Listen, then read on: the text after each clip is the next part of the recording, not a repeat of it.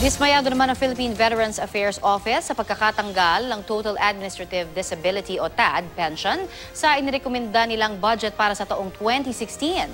Malaking tulong sana ito para sa mga naiwang retiradong sundalo o mga balo na mga veterano na may edad 70 pataas. Balitang hatid ni Sherry Ann Torres.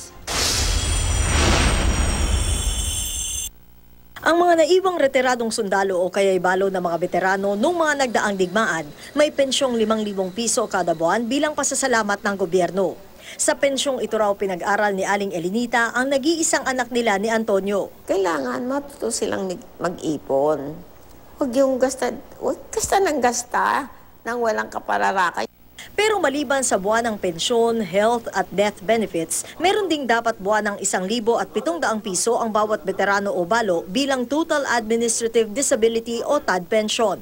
Ang mga sakop nito, yung nasa edad 70 pataas. 1994 pa naipasa itong Republic Act 7696 o itong batas na nagbibigay ng Total Administrative Disability Pension doon sa mga veterano, kabilang na yung mga World War II veterans. Pero ang masakit dito hanggang ngayon, yung mahigit 83,000 na mga veterano hindi pa rin nabibigyan ng TAD. Si Philippine Veterans Affairs Office Administrator Ernesto Carolina, dismayado dahil tinanggal ang TAD sa inirekomendang budget ng ahensya para sa taong 2016. As of August 14, 2015 kasi, lampas 17.5 billion pesos na ang utang na TAD ng gobyerno sa mga veterano. This is really not only a moral issue, no? O hindi humanitarian issue din dahil karamihan sa kanila may sakit na. And sa totoo lang, kung nagbayad lamang sa tamang oras, di ba? At napakinabangan nila, baka hindi namatay yung ibang World War II veterans na asawa ng mga byuda na ito. Kasi karamihan ng mga kailangan nila, pagpapagamot.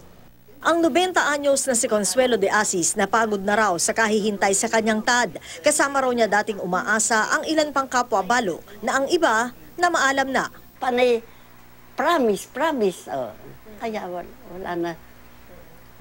Ang katwiran ng matatanda, kung dumating, salamat. Kung hindi naman, salamat din.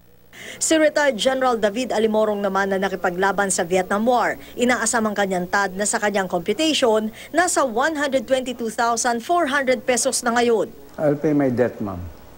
Ang PIVAW, muling nakiusap.